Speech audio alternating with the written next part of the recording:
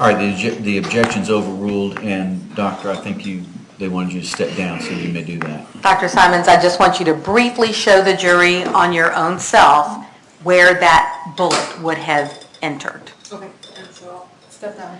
So if you are looking at me, it is the equivalent of looking at the photograph that you're looking at. What you're seeing on your left side is my right side, and what you're seeing on your right side is my left side. And so in that photo, which I'll show to you in a little more detail on the screen, you're looking at the thighs and the area of the genitals and the perineum. So on the left side of your photograph, you're looking at the inner aspect of the right side of Jordan Davis's side.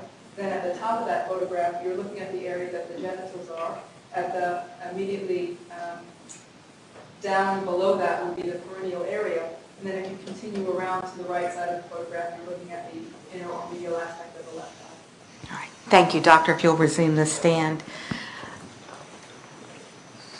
Dr. Simons, was that fragment the only evidence of a bullet you found in connection with this wound? There was an x-ray taken that showed a bullet that was inside the thigh. Then can you go ahead and describe the bullet path to the jury of gunshot wound number 2? Yes, and that was from right to left, slightly front to back, and no definite upward or downward deviation. And you stated that this bullet lodged in the left thigh, is that correct? That's correct. Okay. Was there any soot or stippling found on the entrance wound that you've previously described? No. I'm going to show you a series of photographs starting with States 150. Can you explain this photograph to the jury? Yes. There had been a photo up prior to that. Would you like to go back to that? I think so. So what I'd like to do is just orient you now to the wounds that are all in this area. And so if you remember the demonstration that I just did, I remarked on the inner or medial aspect of the right thigh, and so we have a wound back here that we'll discuss, a wound here that we will discuss, and then we have that top area, which is where the genitals and the scrotum are, and then this area is the perineum, and then we have the inner or medial aspect of the left thigh and another wound right here. All right. So can you, since you labeled the wounds, can you put a number 2 on the entry to number 2? Yes. And then is the number 3 wound depicted in here as well? Yes. And This is the entrance, and this is the exit. Okay. And to go ahead and clarify things, did you ever recover a projectile from the number 3 wound? No. Going then back to States 150, you have to tap the screen, thank you, States 150, does that show the measure that you used to determine this wound? Yes. Okay. States 151. So this is an x-ray, again taken with Jordan Davis in the anatomic position. So what you're looking at would be the left side of his body here, as I've marked, and the right side here. These are the pelvic bones or the hip bones, and this is the lower portion of the spinal column. And then we have what we call the femur or the thigh bone, and so this is the left femur or thigh bone, and this is the right femur or thigh bone. And the area that we were talking about that was the genitals and perineum is somewhere around here. So the entrance wound for path number 2 would be somewhere around here and heads up through the soft tissue into this area where the bullet lodges. So one benefit of this x-ray also demonstrates that there was no fracture of any of the bones and shows that the bullet only went through the soft tissue, meaning the muscle, the nerves, the blood vessels. Doctor, based on that wound path and the entrance and where the projectile was found, is it fair to say that that gunshot wound entered between Jordan Davis's legs somehow? Yes. Okay. Can you use that pink dowel and stand just to the outside the jury box? Yes. And just show that path briefly, just across your body. Okay. So the path is starting somewhere around here on the inner portion of my thigh and ending somewhere around here, but deep inside below the skin. So I just want to make sure that it's clear that the bullet did not come out. And so this is approximately the path. Okay, thank you. And let me show you then States 152, the photograph. Doctor, is that the projectile you recovered from the left thigh of Jordan Davis? Yes, it is. And is that the projectile associated with gunshot wound number 2? Yes, it is. States 153. Explain that photograph to the jury. So these are, again, 4 views similar to what we looked at on the chest. The value of these views is it shows the degree of deformation of the bullet. And so in this particular case, we can look at the base of the bullet and see that that's it's still in very well-preserved condition, and the sides of the bullet remain cylindrical, but the upper portion, the top portion, is very deformed. It's not a nice smooth round cone that we would expect with a bullet. And so what that helps us figure, especially in the case of this second path that I described, is that a bullet did go through the door of the car before entering Jordan Davis's body, because just passing through soft tissue without a fracture of bone would not have caused that much damage to the bullet. Dr. Simon states 154 in evidence. Is that the packaging, so that since it's folded up, is that the packaging that the medical examiner's office uses to place these projectiles in and then turn over to the law enforcement agency? Yes, it is. Right. I'm going to show you what's entered into evidence as states 192 and ask you, Dr. Simons, is this the projectile you recovered from Jordan Davis's left thigh?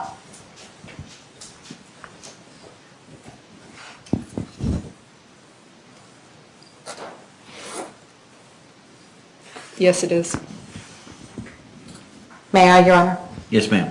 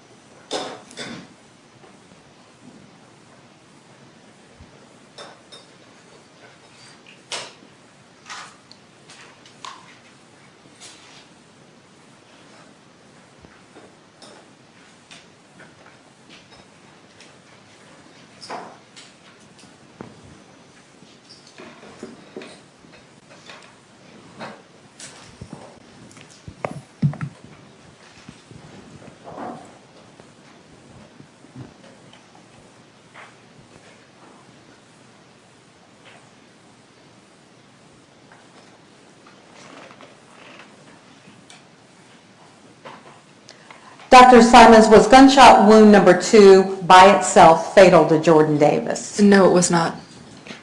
Would it have debilitated Jordan Davis? Yes. In what way? So this bullet went through nerve and muscle, and that's in the thigh area. So I do believe that it would have hindered his ability to move around, and also adding to this is the knowledge that now he's been struck by not just one bullet, but another bullet, and subsequently another bullet, so, feeling more fear. Let me take you then to the third of the 3 gunshot wounds to Jordan Davis's body. Can you describe that gunshot wound? Yes, so the third gunshot wound is what I described as a perforating gunshot wound of the right thigh. And the difference between the term perforating here and the previous gunshot descriptions, which were penetrating, means that I did not find a bullet within Jordan Davis's body. It went in and then exited out. And so this was a wound where the entrance was 87 centimeters above the right heel on the inner aspect of the right thigh. And doctor, these exhibits all say unknown size projectile. Why is it that you call them unknown size? I'm not sure I understand the question. Who determines the size of the projectile? As far as the caliber? Yes, ma'am. Probably the person analyzing the bullet. It doesn't affect my analysis or interpretation. What I look at is the dimension of the bullet, and I look at it in terms of could that bullet have made that hole at the dimension that we see. It becomes easier when the bullet is lodged in. We just want to make sure that we haven't missed another bullet. And are the bullets that you retrieved from Jordan Davis's body consistent with having been fired from a 9mm handgun? Yes, they are. With regard to gunshot wound number 3 on the right thigh, let me show you State's Exhibit 155 in evidence. And explain to the jury why this photograph is taken with Jordan Davis face down. Yeah, so in this photograph, Jordan Davis is laying on his stomach, and let me just orient you really quickly. So this would be the lower back. This is the right arm. This is the right thigh, the left thigh, and then the buttocks area over here. And so we take this picture because it was easier to photograph the entrance wound on that medial portion of the right thigh. Easier to photograph that from behind than it was from in between the legs.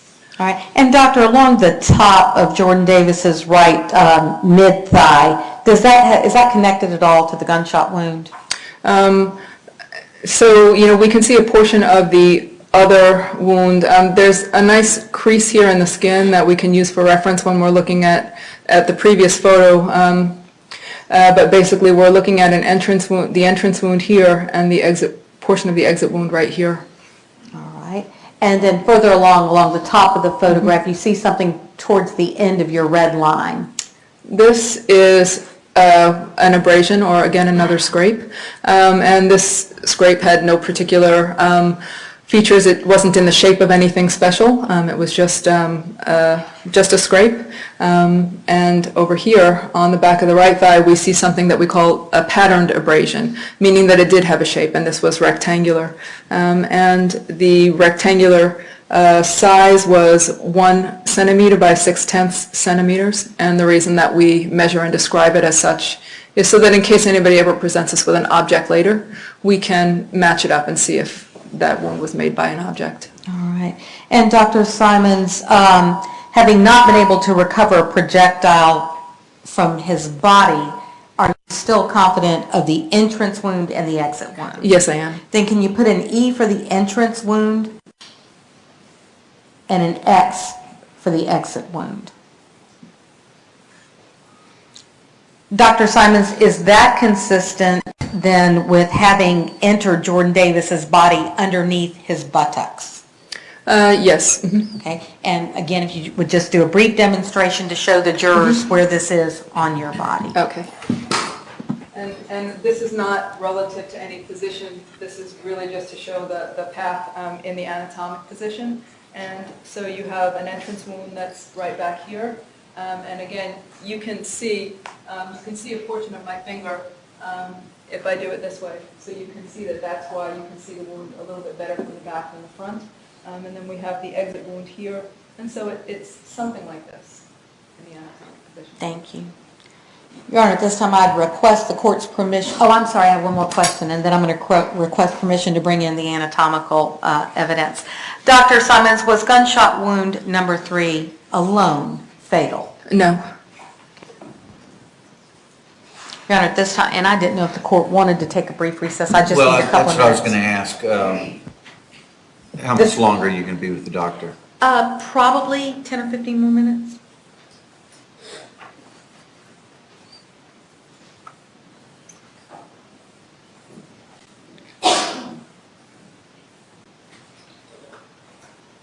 Well, we've got to bring this, it's an anatomical. Doll. Okay, doll. Doll. I didn't want to say dummy. So let's go ahead and take a morning break. We'll break until 11. That way we'll get everything set up and be ready to go when we come back. Don't talk about the case among yourselves. Don't let anybody approach you. We'll watch your notes for you, and we'll see you back in about 20 minutes.